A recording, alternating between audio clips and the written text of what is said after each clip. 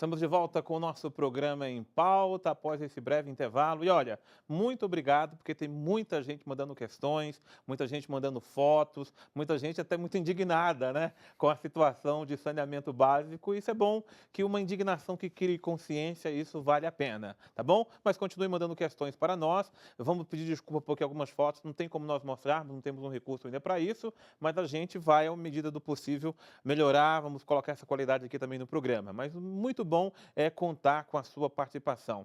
Olha, Frei, não tem foto, mas hoje eu vi logo cedo nos jornais as fotos lá do seu Rio de Janeiro, porque hoje é dia de cinzas e depois de 4, 5 dias de carnaval, a gente viu que foi muito lixo ali na cidade do Rio de Janeiro, né? Ou seja, festividade muita, mas consciência ecológica pouca, viu?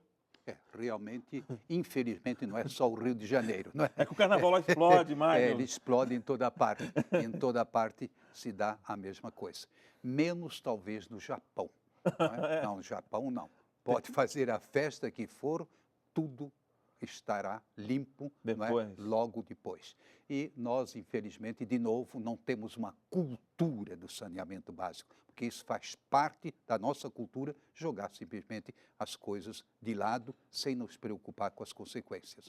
Olha, uma mensagem muito bacana, a Cristiane Goulart, de Santa Catarina, ela é professora de ensino religioso na rede municipal, está muito ligada no programa, porque ela quer absorver o máximo esse tema, porque diz que é um tema muito importante para ser abordado e trabalhado com seus alunos. É isso mesmo, eu acho que na escola não pode faltar. Esse tema saneamento básico, ele faz parte do currículo escolar hoje no Brasil ou não? Não. É uma pena, né? Até mesmo a educação ambiental, quando ela é discutida na escola, ela fica muito presa à reciclagem do lixo. Pouco se fala de preservação da água, do cuidado com o saneamento básico, mas não é obrigatório. Não é obrigatório, Não. É uma pena. Bom, nós vamos ver então um tema aqui sobre... Aliás, desculpa, vamos ver aqui um vídeo então sobre esse tema, saneamento, e eu volto então com as perguntas que você de casa está mandando aí para nós. Vamos ver lá. O que é saneamento básico? Definir exatamente eu não sei, mas eu sei que diz respeito a esgoto, encanamento de água, essas coisas. 31% dos 1.008 entrevistados em 79 cidades do Brasil não souberam responder. Exatamente, essa é uma informação preocupante, mas ao mesmo tempo é uma excelente orientação para quem quer se comunicar com essa população, para quem trabalha com gestão pública e também quem pretende estimular políticas públicas para esse segmento. A pesquisa revela ainda que 1 em cada 5 domicílios consultados não está ligado à rede pública de esgoto. Isso significa que 20% dos lares, ou seja, 14 milhões de casas, enfrentam este tipo de problema no país. Cobrar das autoridades poderia ser uma alternativa. Mas você já fez alguma cobrança desse tipo? Olha, eu reclamo muito, mas nunca fiz, não. 84% dos entrevistados na pesquisa também não cobraram, o que dificulta o processo de melhorias. A pesquisa do Ibope, encomendada pelo Instituto Trata Brasil, também perguntou: existe tratamento de esgoto em sua cidade? Eu acredito que tem, né? Tem sim. 17% desconhecem se há tratamento de esgoto. 28% disseram que não sabem para onde vai o esgoto. 64% dos 8 bilhões e meio de litros diários são despejados em rios, praias e no próprio solo do país. Eu entendo que o primeiro movimento é motivar os formadores de opinião e a mídia como um todo, para cobrar o setor público e também desenvolver políticas que tragam esclarecimento e possibilidades de mobilização dessa população mais afetada. Bom, tá aí, né, mostrando essa pesquisa feita pelo Ibope. E já chegando perguntas aqui, Rubens, eu te perguntar o seguinte: o Valdir, de Resende, no Rio de Janeiro, está perguntando: o saneamento básico é uma prioridade nas campanhas políticas? Está perguntando ele. Se não é, quais são as leis que nós podemos cobrar dos nossos políticos para que haja políticas mais claras de saneamento básico? De maneira clara e objetiva, não é prioridade. Saneamento não dá voto. Não dá voto. Não Saneamento rende, é né? obra enterrada. Então, o político ele prefere fazer um viaduto, um posto de saúde, não que não seja importante, não é isso que eu estou dizendo, mas não dá voto, né? Os instrumentos que podem ser usados é que o saneamento hoje é uma lei, né? Tem uma lei federal que rege o saneamento. E todos os municípios brasileiros eles precisam ter o plano municipal de saneamento básico. A partir desse plano municipal, você tem a obtenção de recursos federais para você fazer obras e etc. Então tem que se embasar no princípio de tudo. É uma lei, é um direito humano, né? A ONU reconhece a água e o acesso ao esgoto como direito humano. Acho que só isso já responde a pergunta, né? É verdade. Bom, Frei, tem participações, eu vou juntar aqui a pergunta, mas sobretudo da Maria de Bauru e do Murilo de Santa Catarina. É bom importante que você diga qual é a sua cidade, o seu município, tá? Ela está perguntando, ou eles perguntando, juntando aqui a pergunta, como é que pode se unir iniciativas da própria igreja junto com o poder público para ter iniciativas mais concretas na área de saneamento básico? Olha, de muitas maneiras. Em primeiro lugar, o que é a igreja? Não é aquela construção, mas é o povo que tem uma fé, não é? E uma fé, digamos assim, em sintonia com a caminhada de 2000 anos da Igreja Católica ou de Jesus Cristo, né? E esse povo que está aí é uma força significativa em toda parte. Aliás, é uma das coisas que tem me impressionado muito quando se julga que no Brasil já não se tem tantas pessoas de fé. Não, apenas nós temos tônicas diferentes. Agora, o povo é profundamente religioso. Então, basta essas igrejas movimentarem essa fé para ir aos pontos concretos, no caso do saneamento. Então, evidentemente, sempre o primeiro caminho, sempre é o caminho do diálogo, não há dúvida nenhuma, é o caminho da organização social. Aliás, quando se falou aí de movimentos sociais, eu fiquei um pouquinho assim, eu diria, oriçado, no sentido que já houve movimentos sociais muito mais insistentes no passado. Por exemplo, na época das SEBs, Comunidades Eclesiais de Base. Sim. Aquilo eram movimentos sociais, né? Hoje as coisas são um pouco diferentes. Agora, esses movimentos sociais eles têm que ser rearticulados para justamente brigar por essas questões. Ou seja, não é o padre, a igreja não é o padre, são os cidadãos que têm fé e, em nome da sua fé, vão, então, ao respectivo prefeito ou, então, eu diria assim, ao respectivo governador. Traduzindo, se trata de nós motivarmos, em nome da nossa fé, de Jesus Cristo, Filho de Deus, que se fez homem, assumiu nossa condição humana e que veio para nos resgatar no sentido mais amplo da palavra. Coisa boa. Olha só, Rubens, o Aldo Mota, de Betim, Minas Gerais, está dizendo o seguinte: é muito bom acompanhar o programa, está gostando demais, mas ele disse que o saneamento básico na sua cidade é cobrado na conta, não é? Mas ele não consegue ver no site da Copasa, que deve ser a companhia lá, né? Onde que é feito o tratamento na residência dele, ou seja, ele paga por uma coisa onde ele não tem os resultados que ele espera ter. Como é que é essa questão de cobrar na conta e esse acompanhamento? A política tarifária ela é um pouco distinta em várias partes do Brasil, né? Quem rege a política tarifária sempre é a agência reguladora, né? Toda cidade ou todo estado deveria ter uma agência reguladora para reger a questão tarifária e outras questões do saneamento. É como se fosse um fiscal da empresa de saneamento, né? Então, geralmente, a pessoa está pagando pela água e pelo esgoto, mas realmente é esse caso. Ela não sabe se o esgoto dela é tratado, se o esgoto dela de fato é coletado, né? Porque uma coisa é você só afastar o esgoto da sua casa, mas não é uma coleta 100%, não é uma coleta real, né? É um Mas o que ela pode fazer? Como é que ela pode cobrar isso?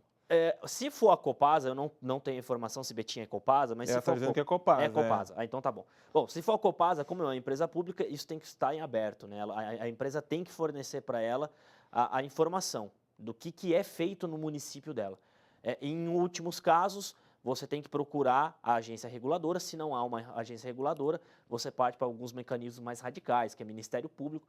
Mas a gente prefere evitar, primeiro, o diálogo com a empresa, conversa, pede a transparência e espera para ver se esses dados vêm. Se não vêm, aí você toma atitudes mais drásticas. Mais drásticas, mas tem que correr atrás, não fica parado não, por favor. Ô, Frei Moser, pois não. Subentendido aí nas colocações do Rubens, eu percebo uma realidade da campanha da fraternidade, um ponto que se insiste, conhecer a sua realidade. Exato. É um imperativo básico.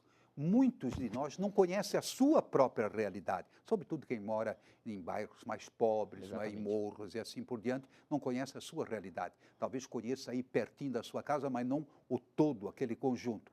Então, o passo primeiro é conhecer essa realidade para então poder, de fato, exigir melhorias nesse particular. Olha, o diácono, eu estou aqui com a participação do diácono Francelino, que é da cidade de Itaperuna, no Rio de Janeiro, ele diz o seguinte para nós. Na cidade de Itaperuna, no Rio de Janeiro, já estive lá, todo o esgoto é jogado diretamente nos rios sem qualquer tipo de tratamento. Se produz cerca de 80 mil quilos de lixo todos os dias, que são despejados diretamente no lixão, que é um outro problema, os lixões que se criam a céu aberto, né? Sim. Que fica às margens de um córrego que deságua no rio. E agora que conhecemos alguns dos problemas mais graves, nós agora temos fé que vamos começar a agir. Na verdade, o Diago está dizendo o seguinte: muita gente já viu o problema, já viu o esgoto a céu aberto, vinha o lixão a céu aberto, tal, mas que não havia uma mobilização da comunidade. E ele chama a atenção aqui, Frei, da via sacra da campanha da fraternidade, que tem uma via sacra própria para isso, né? Que é uma oportunidade de refletir esse tema dentro da oração da via sacra também, né? Exatamente. Todas as campanhas de fraternidade, elas trazem uma via sacra, tematizando o respectivo, digamos, ponto, não é, que está em discussão.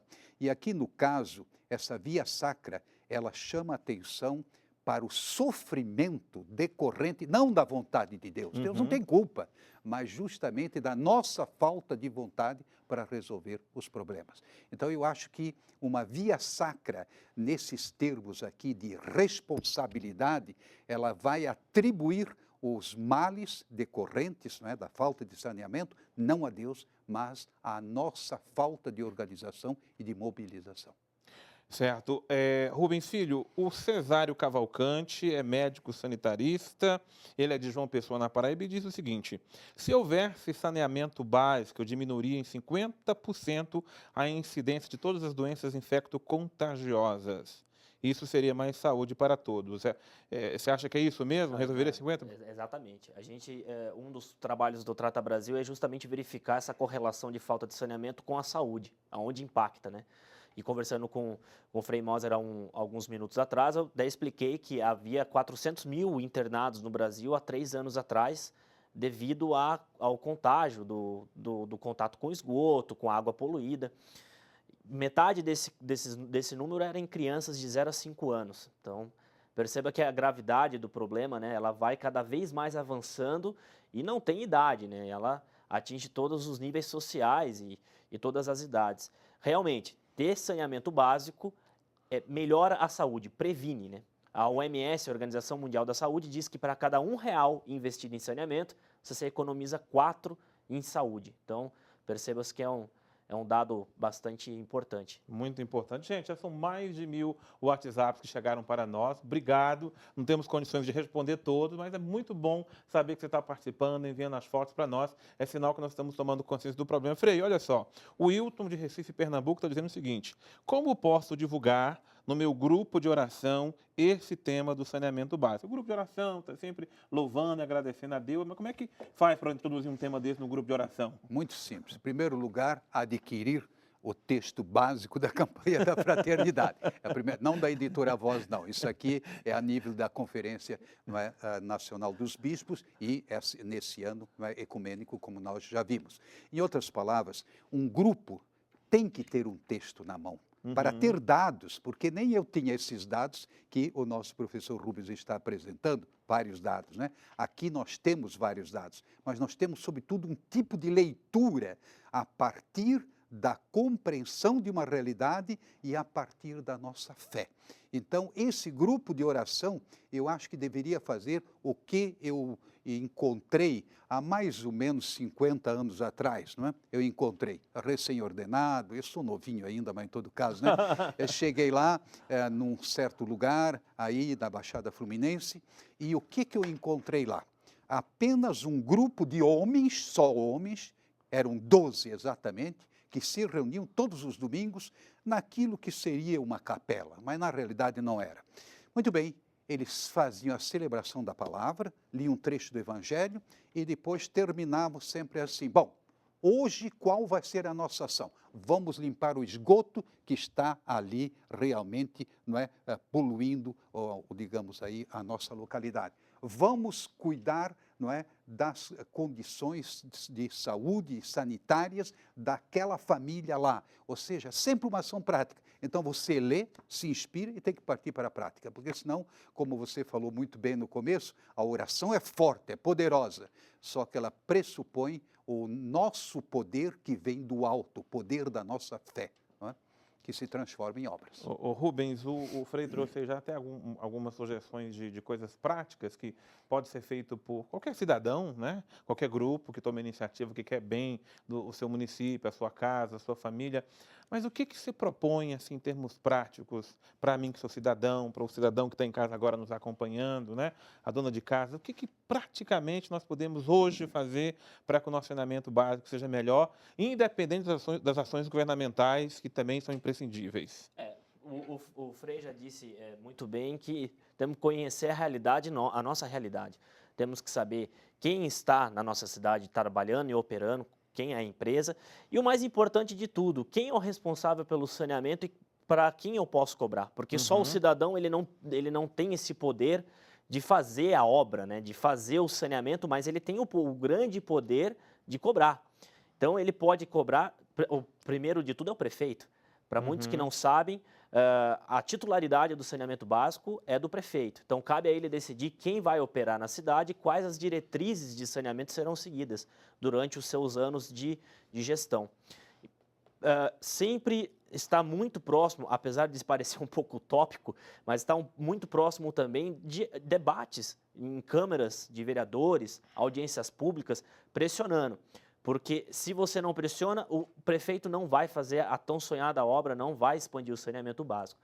E aí continuaremos nesses números alarmantes de mais de 100 milhões de brasileiros sem acesso à coleta de esgoto. Então, o primeiro de tudo é conhecer a realidade, buscar as informações que tem no seu município e cobrar do seu prefeito, por mais difícil que seja.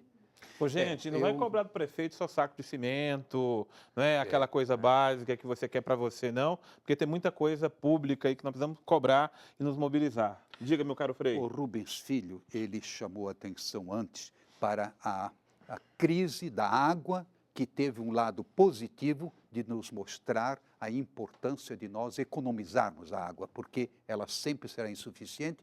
E eu não quero ser alguém que prevê o futuro, mas possivelmente uma das causas de guerras serão exatamente essas, digamos, regiões onde falta totalmente a água. E não só, vamos dizer, no deserto, porque nós no Brasil também temos muitas regiões desérticas.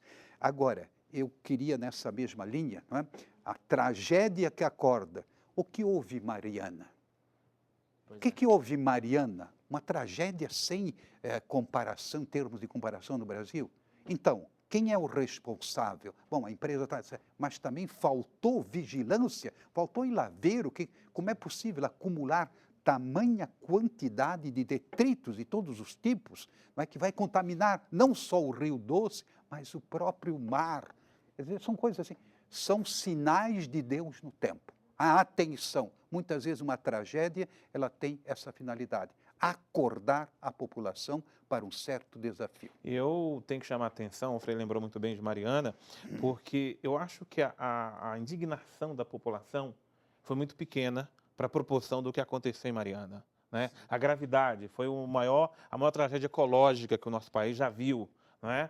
E a gente viu as imagens correu o mundo inteiro. Eu não sei se porque na época houve uma tragédia também na França que mereceu solidariedade, mas os nossos próprios meios de comunicação não deram a importância que se devia dar para uma situação tão grave como foi a de Mariana, que é uma coisa que ainda não se encontrou uma solução para isso, né, Rubens? Ainda está muito distante de uma solução, de punição também, né? Está bem distante. E vale lembrar que não só Mariana sofreu, logicamente, de grandes proporções foi Mariana, mas tivemos agora, alguns dias atrás, o mesmo ocorrendo no Vale do Paraíba, né, em São Paulo, atingindo gravemente o Rio Paraíba, deixando cidades sem água por muitas horas e dias. Então, a minha própria cidade, Cachoeira Paulista, viu? Diga-se de passagem. São José dos Campos, Taubaté, Pindamonhangaba e por aí foi. Então, assim, não são tragédias, são crimes ambientais. Tem que se tomar muito cuidado com os termos usados. Crimes ambientais, é bem lembrado. Bom, Rubens, outra participação aqui muito importante, é lá da cidade de Paraupebas, no Pará, não é? A questão de saneamento básico lá é bastante precária, tendo em vista que lá tem a maior economia financeira do Estado, né? Toda a exploração de minério, que nós sabemos que há lá nessa região, mas de forma cotidiana eles presenciam a poluição dos leitos dos rios e os governantes nada fazem. Mas a população ainda é muito irresponsável de certa forma, pois há muita poluição que poderia ser diminuída se as pessoas tivessem consciência. Aqui o poder público não fazendo a sua parte, as pessoas contribuindo para a coisa se tornar pior ainda, né? Você tem também um problema da falta de consciência, né? Esse é um problema cultural brasileiro. Eu chamo a atenção para um dado muito alarmante que nós temos dentro do saneamento básico. Geralmente nós criticamos muito, né, o poder público e etc., que realmente é um principal ator a ser questionado. Mas eu chamo a atenção aqui, por exemplo, nas 100 maiores cidades brasileiras, cidades já com população acima de 300 mil habitantes, nós temos aí na casa de 3 milhões de brasileiros que têm acesso ao esgotamento sanitário, mas não se conecta a essas redes de esgotamento sanitário, muitas vezes porque não quer pagar conta ou porque não quer danificar um piso. Isso foi constatado numa pesquisa que nós fizemos. Então, realmente há um equívoco, às vezes, de pensamento da população em relação ao problema. É o que eu volto a dizer, tem que conhecer a realidade. Se você descobrir, e se você souber que em frente à sua casa passa uma rede de esgoto, entre em contato com a empresa, entre em contato com a prefeitura, porque ela está disponível para você. Né? Basta você se conectar. Muitas vezes a pessoa não tem informação, mas muitas vezes ela tem informação e ela não se faz por alguns outros motivos. Né? Gente, olha, o tema é tão importante, tão interessante, tão atual, que nós gostaríamos de passar mais tempo aqui conversando com você, mas hoje está apenas iniciando a campanha da fraternidade. Permita-me tomar aqui da mão do nosso querido Frei Moser. E veja que está todo rabiscado. Bem rabiscado, bem Exatamente. consumido aí. Eu queria que todos nós tivéssemos em mãos esse texto base da campanha da fraternidade. É um desafio que eu faço a você, que é líder de igreja, que é líder de pastoral, que é líder de grupo de oração. Não precisa ser líder, não. Tá? Mas todo cidadão deveria ler esse manual, deveria ler esse texto, que foi muito bem elaborado pela equipe da campanha da fraternidade, tá? Para a gente entender o tamanho da problemática que é saneamento básico. Você vai na sua paróquia, vai nas livrarias católicas, tá? E procure, por favor, o texto base da campanha da fraternidade, porque nós precisamos ter consciência política, consciência ecológica, se queremos ser realmente bons cidadãos, aí vamos ser também bons cristãos. Frei, meu sincero agradecimento ao senhor por estar contribuindo conosco na reflexão de um tema tão importante como esse. Olha, eu agradeço, e campanha da fraternidade é algo que sempre me tocou profundamente, porque os temas são temas de profundidade e temas nem sempre percebidos pela maioria da sociedade. E a CNBB, ela tem um faro especial, e junto com essas outras igrejas, olha, detectou esse cuidado da nossa casa comum. Muito obrigado, Frei. Bom, Rubens Filhos, olha, uma alegria imensa, sua contribuição hoje foi muito valiosa no nosso programa. O nosso muito obrigado e já convidando para voltar em outros programas conosco para colaborar nessa reflexão com a gente. Eu que agradeço em nome do Trata Brasil. Ficamos à disposição no Trata Brasil para qualquer outra informação, para tirar dúvidas sobre casos como esses que apareceram nas perguntas do WhatsApp. E todas as nossas informações, inclusive as quais eu aqui disse, estão no site do Trata Brasil, que é tratabrasil.org.br. tratabrasil.org.br. Tudo junto. Está à disposição todos os dados, todos os estudos, de maneira gratuita, sem nenhum viés econômico. E agradeço novamente, ficamos à disposição. Muito obrigado de coração, tá aí. Tá vendo, gente? É tantas pessoas, tantas entidades, associações preocupadas com um tema que é tão importante para nós. Eu espero que você também seja preocupado com isso, tá bom? Olha só, para você passar a quaresma ouvindo música que vai fazer bem para sua alma, para o seu coração, a Canção Nova está lançando esse CD, os grandes sucessos acústicos da Canção Nova, tá? Vozes maravilhosas, Eliana Ribeiro, Dunga e todos aqueles cantores que nós temos na Canção Nova. É um lançamento do Davi, você liga para nós, 12 31 86 2600, e vale a pena você ter esse CD para você ouvir por toda a sua vida. Bom, são quantas mil participações de WhatsApp aí? Olha, agradecemos todas as pessoas que ligaram, que mandaram mensagens para nós, 1.136 mensagens no WhatsApp. Nós não conseguimos mandar todas, mas agradecemos o seu interesse, a sua participação. E semana que vem a gente volta ao vivo com você, com outro tema muito importante para ser debatido aqui com você em pauta. Uma boa noite, Deus abençoe você.